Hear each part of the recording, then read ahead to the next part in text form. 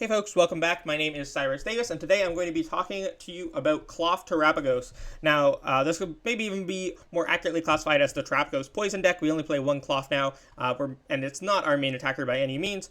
We are really just using this Poison package to power up all sorts of attackers, whether it be Budew, Klawf, Terapagos, or Bloodmoon EX. We are using this Poison damage and the Binding Mochi to boost the damage for our attacks, or in some cases just take knockouts without even attacking.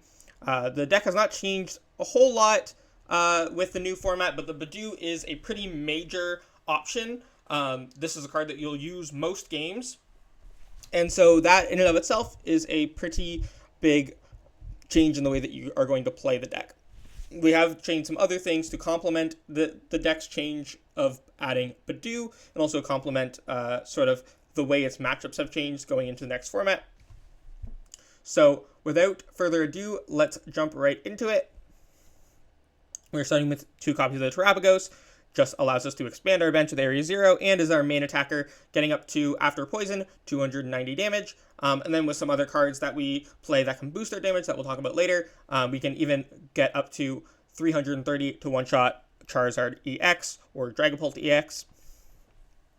2 copies of Budew. This can get up to 80 damage with Poison, allowing us to take knockouts on low HP Pokemon while item locking them. Very, very powerful, and pretty much anytime that you can take a knockout with Budew, you will want to. It is almost always worth it to take a knockout and item lock your opponent at the same time. 2 Brute Bonnet, the way that we get our Poison activated, whether onto our Pokemon or our opponent's Pokemon. The Radiant Hisuian Sneasler, boosting our damage counters for Poison by 2, very key for a lot of our math.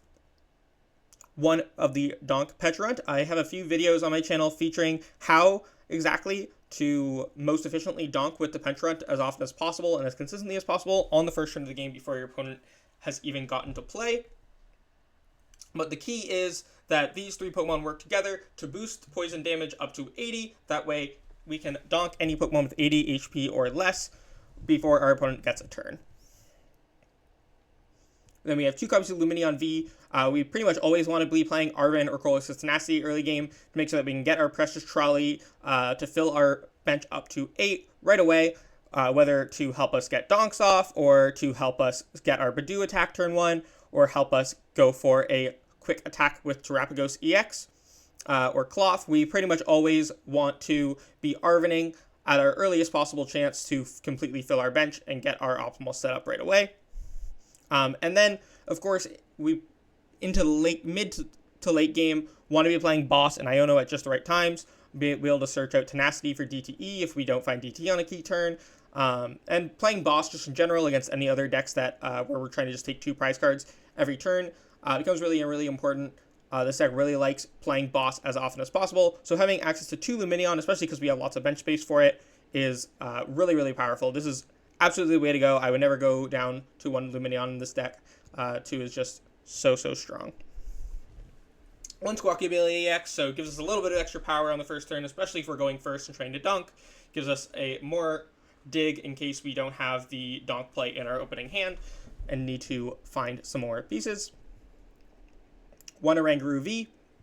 And this will be talked about a lot in my video on how to donk your opponent with Klawf as consistently as possible in the first turn, but basically, this back order ability allows us to search out Stone, Fiora Seal Stone, and Ancient Booster or Binding Mochi, which means that we can immediately go ahead and, as long as we can get the Oranguru active, Stone for Precious Trolley and fill up our bench very quickly. Of course, being able to search out Fiora Seal Stone really easily can be used to grab any number of cards that you might be missing for whatever you want to do on the current turn, and even just bring up Oranguru after a Pokemon is knocked out. That way you consistently every turn search for Ancient Booster Capsules and Binding Mochis if you need them. Adds a lot to the deck. It makes it so that you don't need to find as many pieces each turn. With Latias, the Oranguru has free retreat, so you can just bring it up at the start of your turn, use back order, thin your deck, get some tools that you need, and then retreat into whatever you want to attack with. We have 1 Fezandipiti EX, key in pretty much all decks right now, just want to draw a few extra cards.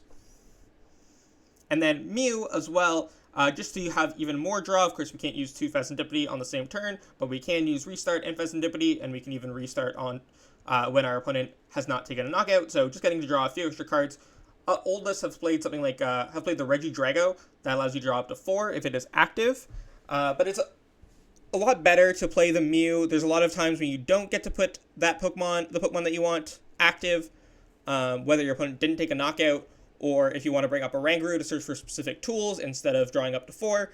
The Mew just has a lot more versatility. It also has free retreat itself, so if you open it, it's really easy to get out of the active spot even if you don't have a Latias EX. Speaking of which, we have Latias EX, very essential. We play all basic Pokemon, and we have more than enough bench space for Latias, so we just want to give all of our basic Pokemon free retreat. Then I'm still playing the one of Pecharunt EX. I was trying without it, but it's so good into Snorlax, and it is so good at getting that Pecharunt into the active spot to donk your opponent as often as possible. Basically, a lot of the time your donk combo is you retreat using Latias or a double turbo energy into the Oranguru V, use backward to search for Forest Seal Stone for the Precious Trolley, and then you can put Brute Bonnet, Radiant Sneasler, Pecharunt, and Pecharunt DX all on your bench, and then subjugating chains the baby Pecharunt back into the active spot. Then we play one Iron Valiant EX, allowing us to retreat into it, or switch into it and put 2 damage counters on one of our opponent's Pokemon. This extra 2 damage counters allows Terapagos to reach up to 310, which allows us to one-shot Pokemon like Archaludon and Gardevoir EX. Very, very key in those matchups. Really swings the Archaludon matchup in your favor and makes the Gardevoir matchup very playable even when you aren't able to donk them. Next up, we have the Bloodmoon Ursaluna EX. Just allows us to attack without needing any energy if our opponent only has 1 prize card left. It also is just a lot easier to take knockouts with, even if we have to attach a double turbo energy when our opponent's at 2 or 3 prize cards, since we don't need to be able to fill our bench. Even at base, it can do a little bit more damage than Terapagos, getting up to 280 if our opponent has 1 prize card, so also has a little bit of a higher damage cap than Terapagos if our opponent does have that single prize card and we don't need to attach a double turbo energy to it. But yeah, even if we have to attach double turbo energy, it is nice to have just an easier attacker that doesn't force us to find area 0 plus a full bench. Then we have the one of Klawf. Doesn't do quite as much damage as Terapagos or Bloodmoon, but it is a single prize attacker. It also does hit that fighting weakness, which is very important into Miraidon, to have a single prize attacker that can take easy knockouts. Just a good option. A lot of time, if you can take a knockout with Klawf rather than the Terapagos, you will do so just to avoid giving up as many prize cards when your opponent has the return, or just forcing them to find boss in general. We play the one of Iron Bundle. There are a lot of times and situations with this deck where we don't want to be dealing with what is in our opponent's active spot. Even against something like Gardevoir, if we're going first and they like bench a Pokemon because they know that we're playing Klawf, or are worried that we're playing Klawf, and they open like a Munkidori, something that we can't donk, but they bench a Ralts, then we can like Iron Bundle the Ralts up, and sure, like we're not going to win on the spot, but at least we'll get a free turn 1 knockout before our opponent even gets a turn with our Pecharunt. So it doesn't always have to be a knockout. Sometimes the Iron Bundle can just be used to, or a donk can just be used to at least like get a knockout at all. And also on turns where maybe our opponent's attacking with something like Gardevoir EX or an Archaludon EX, and we don't have the pieces to knock it out, we can just Iron Bundle and take a single prize on whatever our opponent wants to give us. Just so many situations where Iron Bundle is game-winning for us, or decks like Miraidon, which might be able to send up a single prize attacker at some point that we can just Iron Bundle around. Next, we move on to the supporters. So we have 3 copies of Arven. Just an important supporter to find our Precious Trolley as often as possible. We also get tools, which obviously tools are very key in this deck. Find our Heavy Ball and our Night Stretchers at the right times. Pretty much the best supporter that we can play on most turns. Either this or Boss in the mid game, but this is like easily the best supporter to find early on. Speaking of which, we have 3 Boss's Orders. Both of these cards are cards that we could play 4 of, but we'd rather just play 2 copies of Lumineon, and that sort of eliminates the need to sort of max out these copies. But we do, a lot of games want to use even a whole 3 Boss's Orders, so playing 3, still very important. 1 copy of Precious Research, just to have the option. We will use the one of Research at some point in the game a lot of time. Sometimes it'll just be the best thing to search for off Lumineon. And a lot of times you will end up with like sort of an empty hand that you can just research away. We do play one copy of Iono because we want to have some amount of disruption, especially because we can take knockouts with Poison to play around Fezandipiti's Flip the Script, which is not triggered if Poison is what knocks our opponent's active Pokemon out. So we can use that, take advantage of that with the Iono to make it so that our opponent has a much harder time maybe finding boss to get around Klawf or something like that. One of Tenacity to make sure that we can find Area 0 and Double Turbo Energy when we need it. And then one of Black Belt Training, which is new, allowing us to do 40 more damage, mostly just for knocking out Charizard and Dragapult. Charizard not as much of a threat in the current metagame, but Dragapult hugely a threat, and we need a way to be able to one-shot it. So Black Belt Training gets us there with Terapagos, allows us to one-shot Dragapult. It also can be used to boost Klawf's damage, of course, to get some knockouts that it wouldn't normally be able to. I've also used it with Budew to sort of clean up a Pokemon that was already damaged and just do a little bit of extra damage with Budew. That way I can Itchy Pollen for a knockout. And you can, of course, we have the Iron Valiant as ways to knock out things like Archuludon and Gardevoir. But if we find the Black Belt's Training and don't have a way to get to pull off the Iron Valiant play, then of course we can just use the Black Belt instead. For items, we have 4 Nest Ball. Obviously, this deck is very basic Pokemon focused, and we want to be able to get out Oranguru V immediately, so we are playing the max copies of Nest Ball. 2 copies of Ultra Ball as well, basically just 2 more Nest Balls, but they can search for Lumineon, and we have to discard some cards to do so. Important to have some ways to search for Lumineon, important to have as much Pokemon search as possible, as we can fit at least, but Ultra Ball does come with a heavy cost in this deck. There are a lot of, especially early game hands, where it's sort of a hard choice of what to discard, so only really able to fit the 2 Ultra Ball in here. 2 copies of Hisuian Heavy Ball. We play so many Pokemon that usually, almost every game, you will have at least 2 Pokemon prized that you'll be able to grab off of Heavy Ball. We play a lot of one-ofs, so you want to make sure that those Pokemon that are prized are not important ones after you've Heavy Balled. Next, we have 3 copies of Switch Cart. Very powerful early game, especially to be able to get into our Oranguru and pull off donks without needing a way to retreat. It's also the only way we can pull off the Iron Valiant play, because we have to be able to get the Iron Valiant into the active during the turn and then also get it out of the active. So for one of those, we can retreat, but the other one we will need to Switch Cart to get that extra 20 damage. And the healing can honestly just generally be nice, again, especially against things like Dragapult and Gardevoir. Then we have 3 Night Stretcher. We play a lot of Pokemon. A lot of them are very important. We want to have enough ways to recover all of them. I think that 3 Night Stretcher is pretty important. I've seen some lists go down to 2, which might be reasonable, but I think that with the amount of Pokemon that you play, especially if you have to discard important ones with Ultra Ball or Research early on, 3 Night Stretcher is really good. It's also really good with Iron Bundle, since you can, if we've already used Iron Bundle, we can just use Night Stretcher and use it as many times as we want, basically. Well, up to as many times as we have Night Stretcher. And then, of course, we have the 1 Precious Trolley, the undisputed best ace spec in this deck. Just completely fill our bench, especially with Area 0. It can basically just be a card that lets us search for 7 or 8 Pokemon and put them right onto our bench. Insanely good in the deck, and honestly is what makes the decks function. You can win games when it's prized, for sure, but it is very unfortunate anytime that it is prized, because you want to use it almost every game. For Stadiums, Tools, and Energy, we have 4 Area 0, playing the max count because we want to have it in our opening hand as often as possible. And there's a lot of decks playing heavy Stadium counts right now, so we want to make sure that we don't run out of Area 0s either. 3 Binding Mochi. This is like enough. You could honestly go for 4 right now, because in games when you attack with Budew, they are a little bit more used throughout the game, and you could probably expend 1, but 3 is usually always enough. You're not ever really using more than 3 Binding Mochi, so sometimes if you prize 1 or have to discard 1, things can get a little bit trickier, but as long as you're careful about the way they use them, 3 is going to be enough, but you definitely couldn't play less than 3. Same with Ancient Booster Energy Capsule. You don't want to run out of these. If you play less than 3, your opponent can play a game plan of just sort of targeting down your Brute Bonnets. Can be especially annoying if your opponent plays Lost Vacuum. You can usually discard 1 of these by playing 3, but even then you have to be sort of careful about it, because your opponent does have the option always of trying to go for the angle of running out of Ancient Booster Capsule, and then you won't have access to poison anymore. 1 Forest Seal Stone.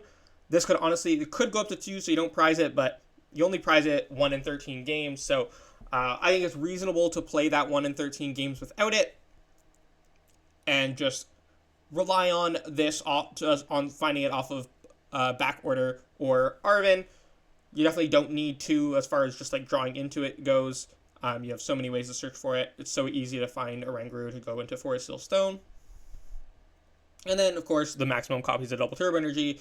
Don't have Tenacity is our only way to search for it. We want to find it as often as possible, and in a lot of games we'll even use 4, especially in games where we attack with Klawf or have to retreat with one or have to discard one at some point.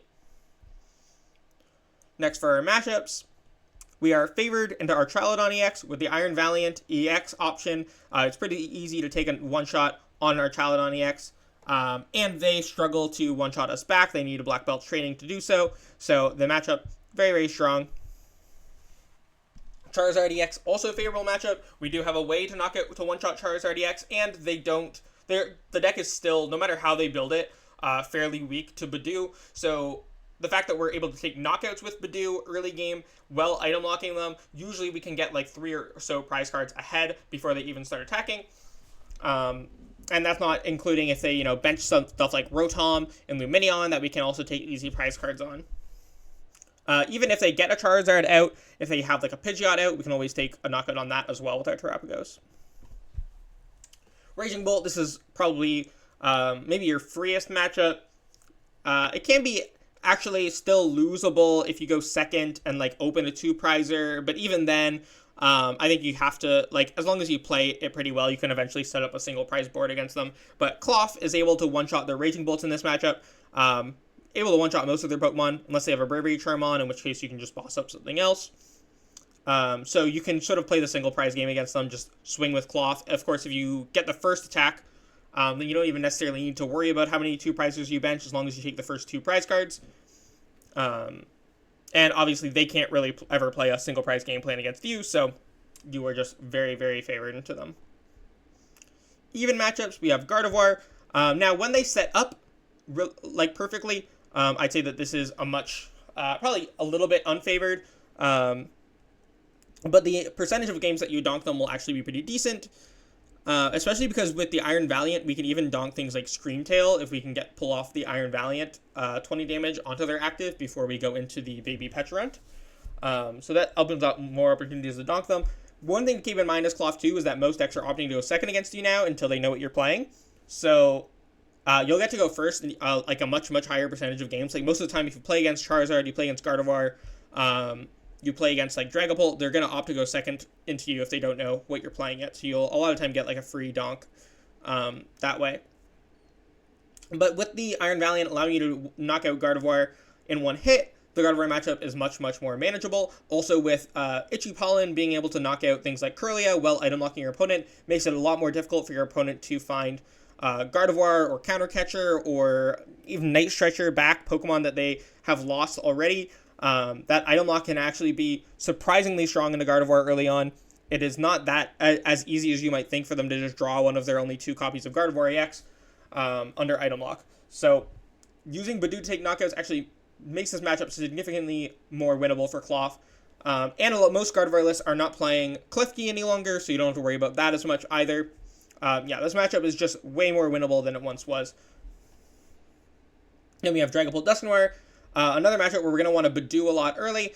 Usually we can get ahead a few prize cards using Budew, and of course we will be able to donk them even more consistently than Gardevoir. You will be able to donk Dragapult in quite a few games.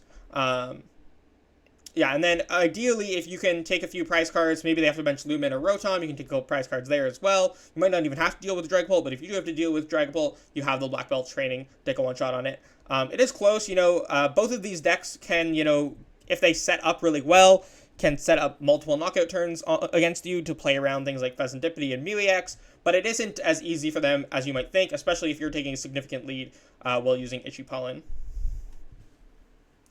Miraidon EX, this matchup is very much dependent on who goes first, which is kind of unfortunate for you because if you don't know what you're playing against, you're usually going to opt first, and if they don't know what they're playing against, they're going to opt second anyways, so if you're going in blind, you will lose sort of that trade most of the time. However, you do still have the option when you go first to be able to play around their game plan using Poison. You can take knockouts with Klawf when you are knocking out something like Iron Hands.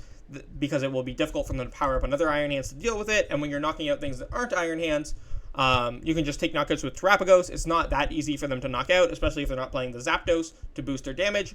And you can not bench enough Pokemon that you're knocking them out with Unified Beatdown. That way Poison finishes them off and they can't use Fezandipiti. Well-timed Iono plus Poison knockout with the Terapagos a lot of the time can swing the prize trade into your favor in the matchup. So that's why, even though it's mostly a coin flip matchup where they will usually get to go second on the first game going blind, I'd still call it an even matchup because you have way more ways to, swing the prize trade back into your favor than they do. Ceruledge GX, this can be, it can sort of be tough to hit Ceruledge numbers early on, honestly, and Budew, if they go ahead and Budew you really quickly, that can actually slow you down quite a bit. So I have found the matchup to be pretty close. If they get the first 2 prize knockout, they're usually going to be in a favorable position, but you will also get a solid amount of games where you can just donk them, or they'll have to use something like Squawkabilly to set up turn 1, and then you can go after that. But yeah, if they set up a full single prize board on the first turn and then just get the first 2 prize knockout, you are going to be in trouble usually. Regidrago V-Star.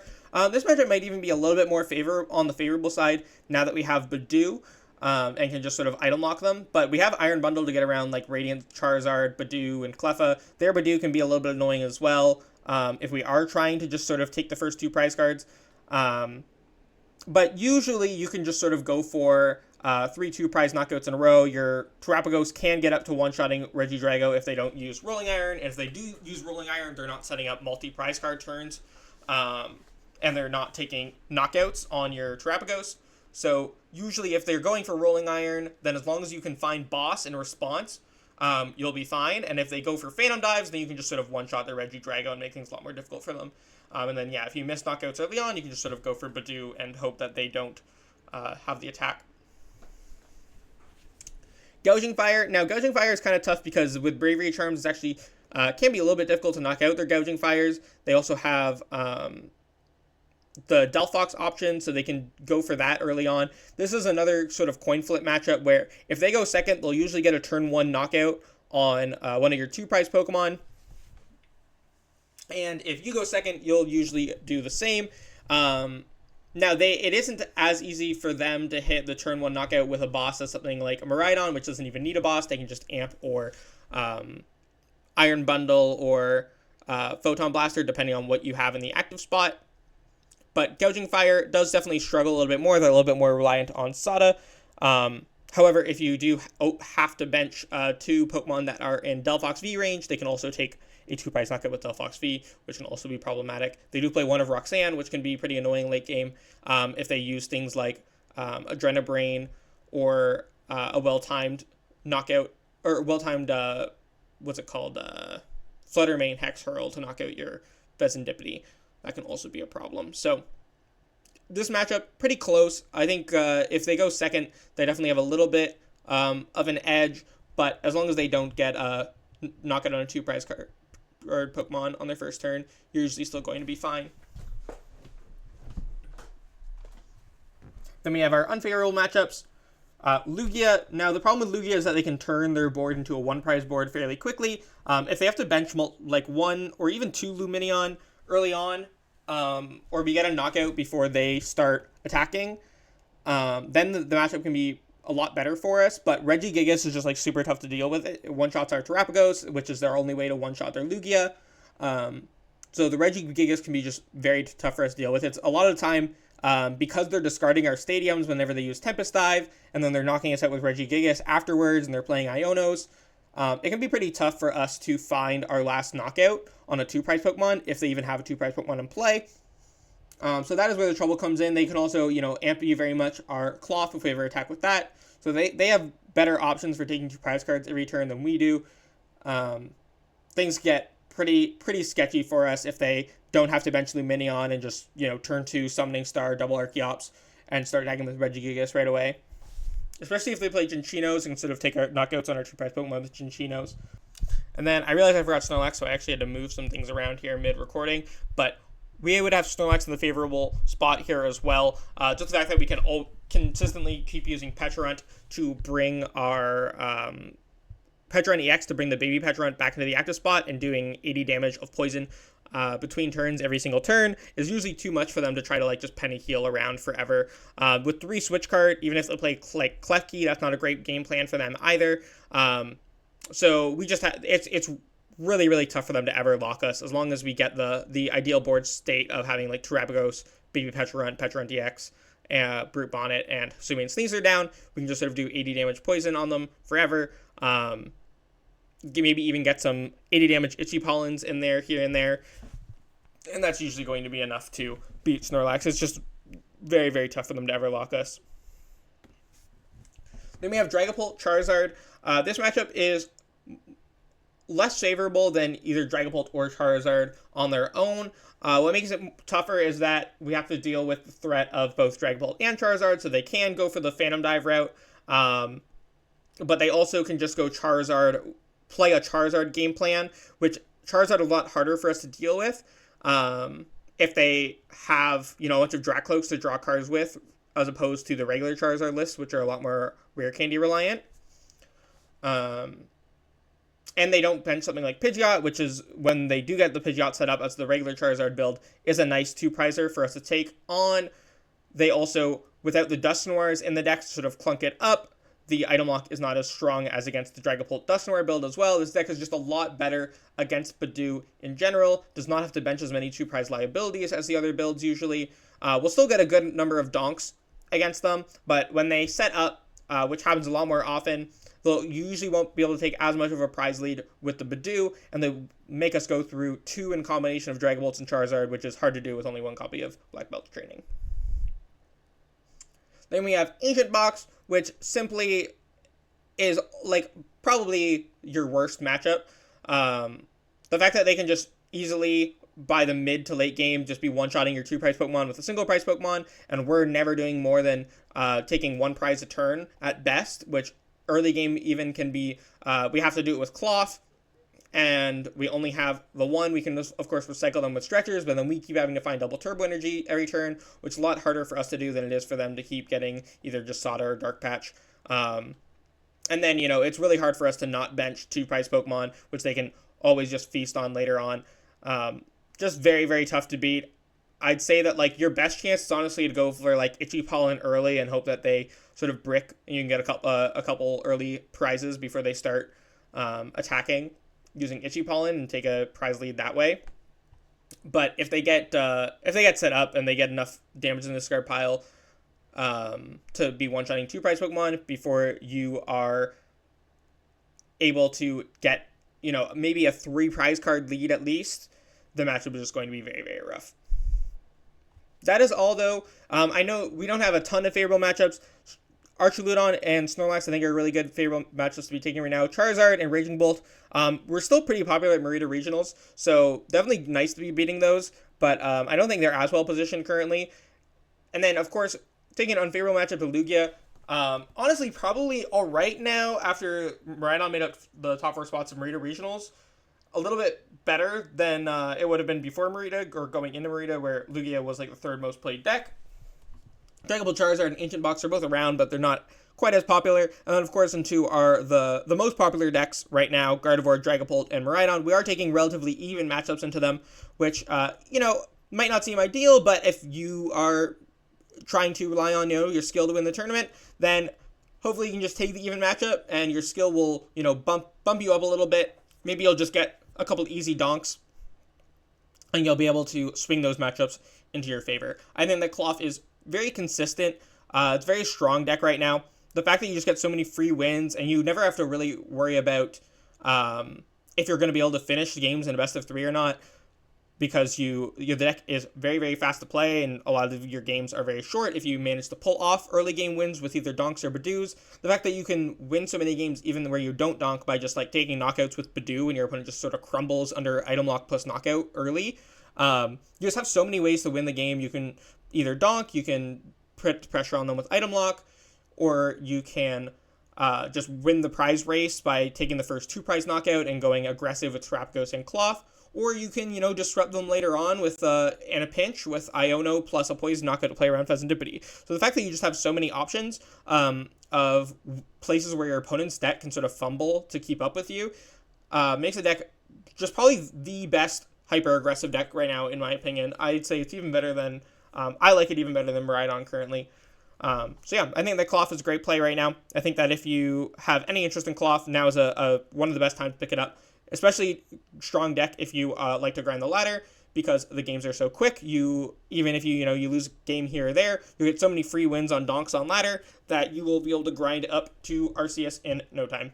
Thank you so much for watching. If you liked this and want to check out some of my other content or my socials, the link to my link tree will be in the description below. Have a good one.